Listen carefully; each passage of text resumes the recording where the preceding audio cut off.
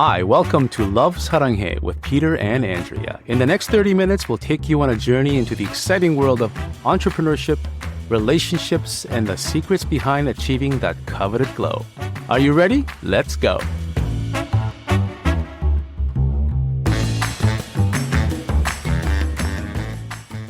Welcome back to another episode of Love Saranghae with us, Peter and Andrea. With the change of seasons, our skin changes too. And fall is one of the most important times to pay attention. Today, we're talking about how our skin transitions from the warmth of summer into the cooler, drier months of fall. We'll explore what those changes look and feel like, and I'll share practical tips, routines, and product swap to keep your skin healthy, radiant, and resilient all season long. Let's do this. Okay. It's skincare season, as I call it. I mean, depending on where you are, whether if you're southeast in Florida, Miami, or northwest in Seattle, or even harsher up in like New York area, Alaska, the summer to fall transition is different for all of you. But what is the same for all of you is that your skin is going to go from something that it's used to in the summer to something different in the fall. So even if you're going from really hot to just kind of lukewarm hot, instead of going to massively cold, your skin is going to change. Your pore size is going to change. Your heat transfer or moisture transfer is going to change. So everything is going to change. It's just to the degree of which is going to change. Yeah. Okay. All right. So let's get started. So what are the changes? What are some of the typical fall changes that we will notice in our skin then? What happens? Well, okay. So typically what you're going to see is a decrease in average temperatures, and then summer humidity, the moisture in the air will give way to more drier, cooler air. And if you know anything about heat transfer or moisture transfer, it is that everything goes from a higher concentration to a lower concentration, which means moisture is now going to be sucked from your skin outside. As opposed to in the very humid summer months, moisture gets drawn from the outside to the inside. Like you're always feeling wet, right? Now it's going to be different. Then you'll feel like drier. Yeah. You'll start flaking or That's right. Like tight. Yeah. As a result of that loss of moisture. Yeah. You go faster, it leads to dryness, flakiness, and tightness, right? Your barrier function may be compromised, making your skin a little bit more sensitive. Again, this could be temporary. It's because of within the transition, not the weather itself, but the transition of the weather. And those with oily skin might notice a slight decrease in oil production, or actually the opposite. You might actually overdrive the skin and sebum, and you'll get a breakout. You will also see some dry eczema or psoriasis skin flare up. So when you see flare-ups in psoriasis, eczema, rosacea, things like that, it's because of, again, the transition step. Anything where you go from change from A to B, your skin is going to go into a transitionary phase. It's almost like the skin is going through a stressful phase. It is. And however your skin reacts under a stressful situation is what will happen in the fall. So but the main thing you have to remember is for the vast majority of you, your moisture transfer is the opposite, right? Instead of your skin sucking in the moisture from the outside air, which is abundant because of humidity, it's going to the opposite side. So that's the main differential.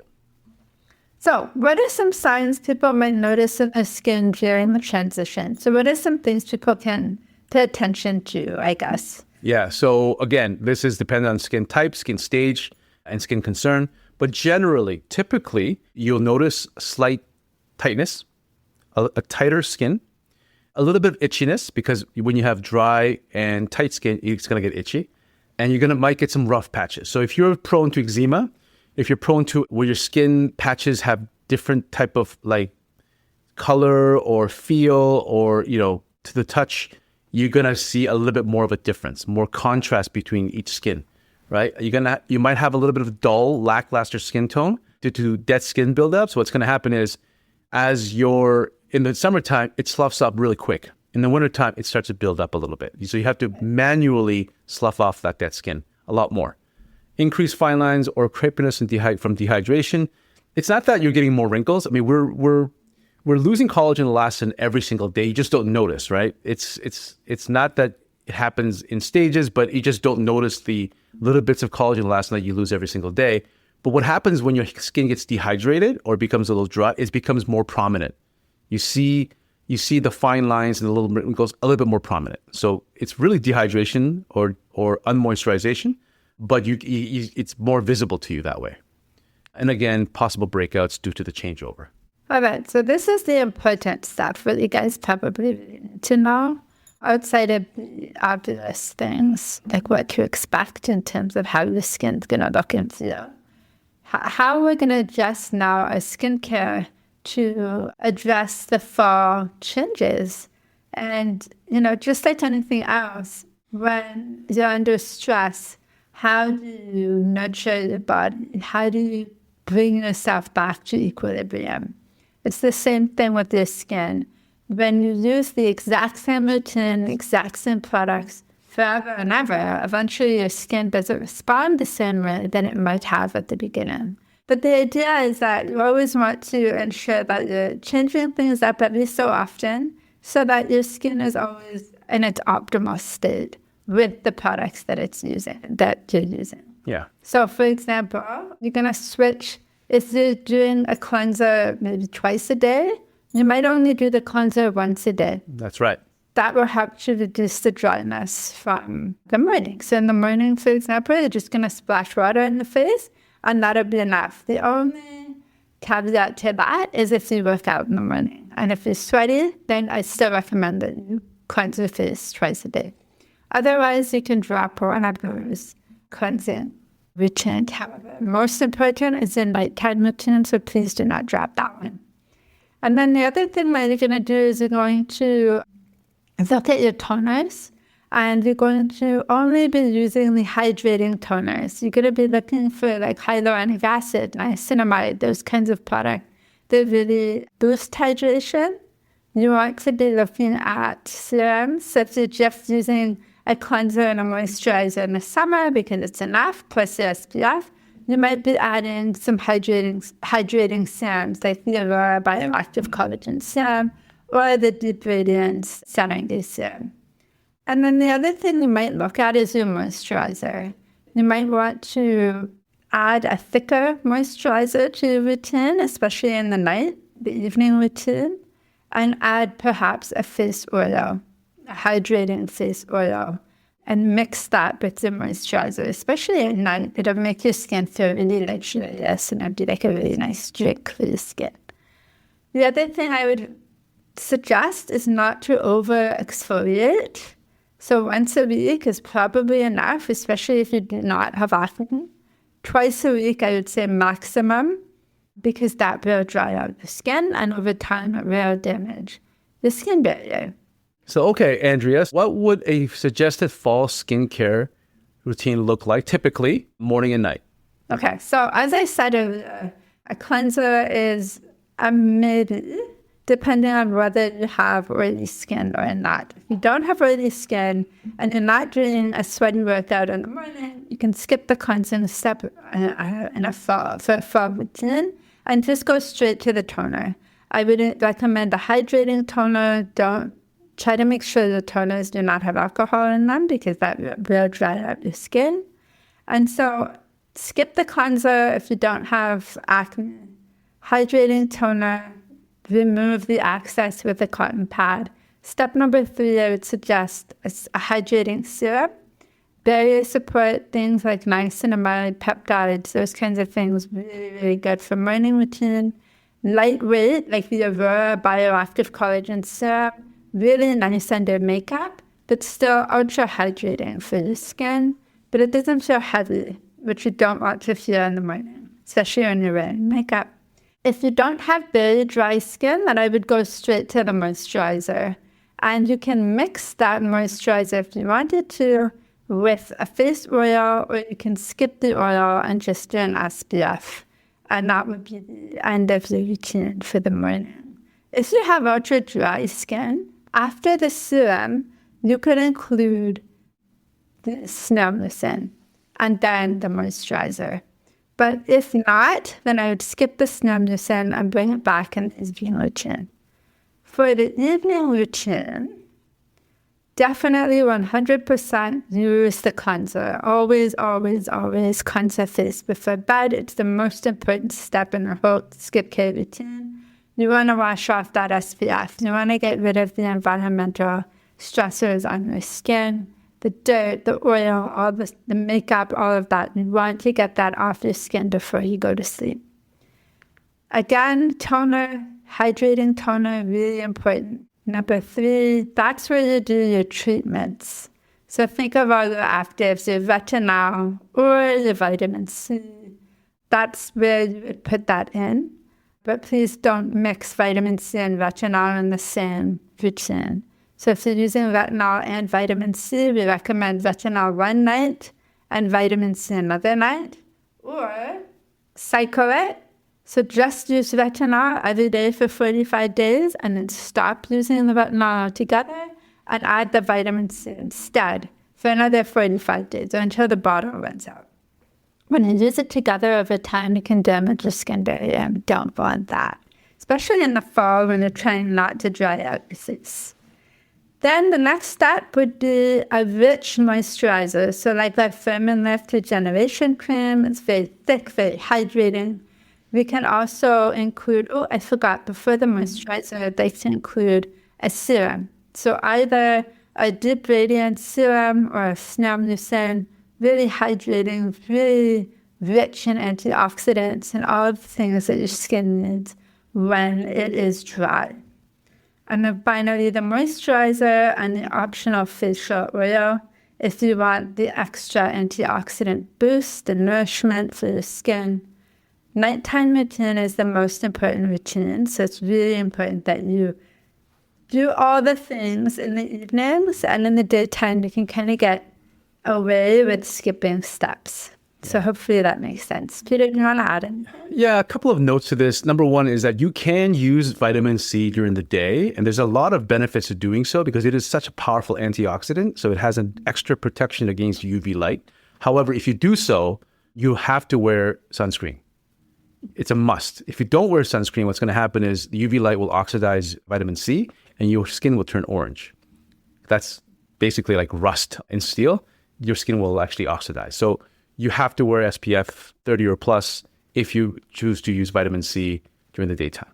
The second thing is, and I get this question quite a bit, if I use sunscreen, can I skip the moisturizer? Well, I mean, this is very uniquely person dependent. Like there's not a, one answer that fits all, but I will say this. An SPF 50 or whatever sunscreen you use is meant to block your skin away from UV light.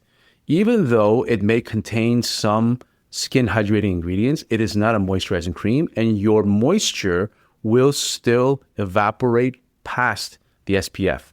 So if you can, I do recommend that you use a light daytime moisturizing cream that goes under the SPF. That is the best case scenario. Now, if you can't handle it, if your skin is way too oily and you can't wear a cream and an SPF on top of that, then sure, take out the cream step, make sure you have the hydrating serums, and then layer on the SPF on top of that. But my recommendation is find a light, something like an Aurora Bioactive Collagen Cream, a light cream that still enables a moisturizing effect, but also a sealing effect against moisture loss, and then put on the SPF 50.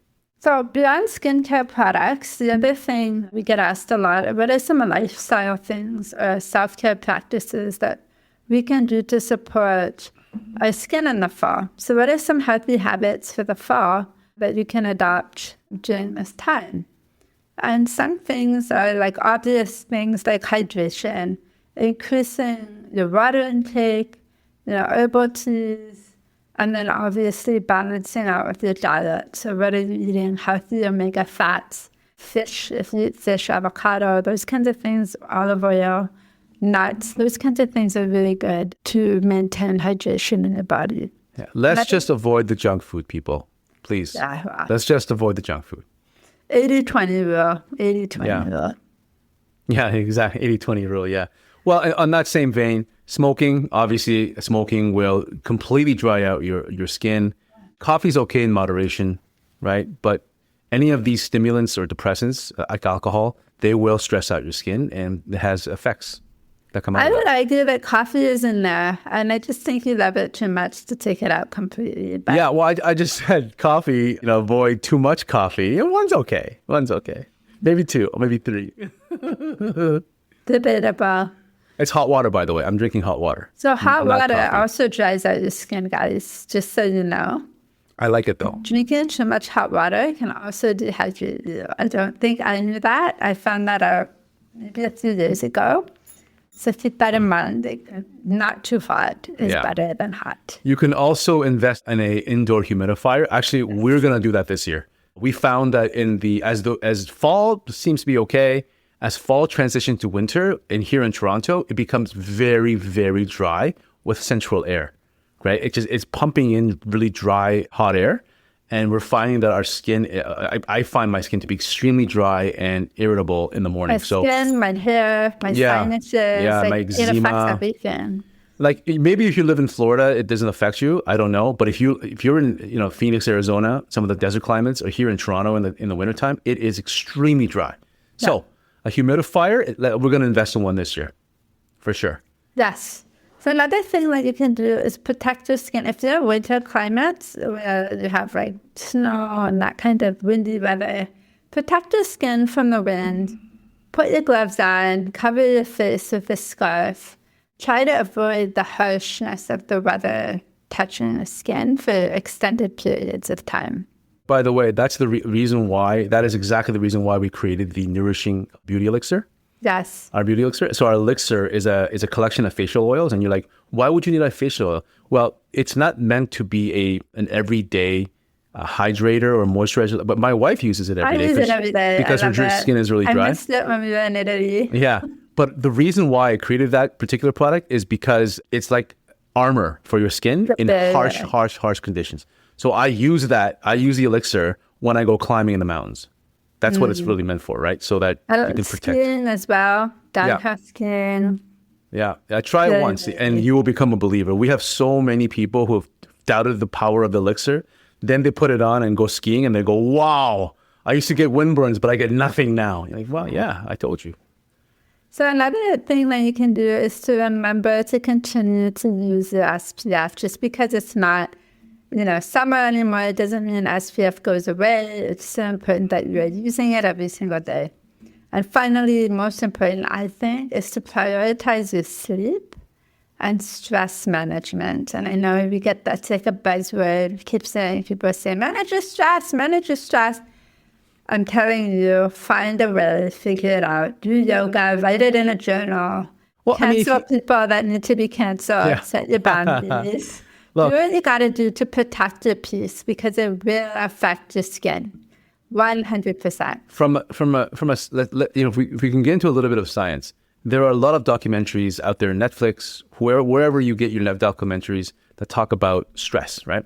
So at its core, I want people to know that aging is the process of oxidative stress. That's what it is, right? Like we talk about free radicals that turn to oxidative stress, that eat away our collagen and elastin. When you get down to it, stress is aging. That's it. And not just skin. It's in our bones, our cells. The prime example is if you leave a piece of steel in a room for 1,000 years, you come back, it'll be all rusted. You know what that is? That rust is oxidative stress. It's aging. It's the process of aging. That's what it is. So if you can avoid the oxidative stress or minimize it, we can't stop the aging. Yeah, we can't stop the aging process. Yeah. But if you can manage your stress more than you could otherwise and prevent that oxidative stress from going on even a little bit every day, that cumulative effect is what you're looking for 30 years from now. Yeah. Right? Okay. So, yeah. And that's the same argument that we have for SPF. You could make an argument that sun is good for you. Of course it is. Sunlight is the energy that provides nutrition for all of us.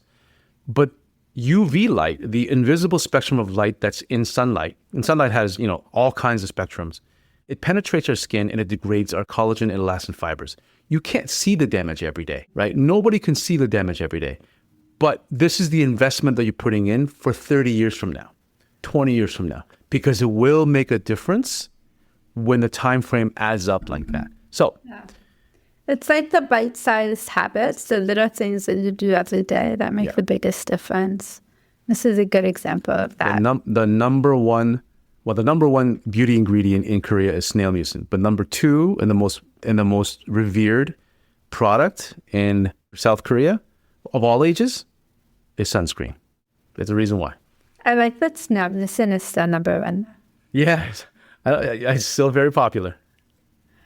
Anyway, thank you guys for tuning in today to today's episode on fall skincare. Remember, your skin is a gorgeous organ, and it reflects how well you care for yourself, both inside and out. As the leaves change, it's the perfect time to slow down, reflect, refresh your skincare routine, and give your skin the extra nourishment it needs. We hope you enjoyed this episode. As always, if you have any questions, please reach out to us either on Instagram or through our customer question on our website. And we look forward to seeing you next time. Thanks for being here. Thanks, everyone. Take care.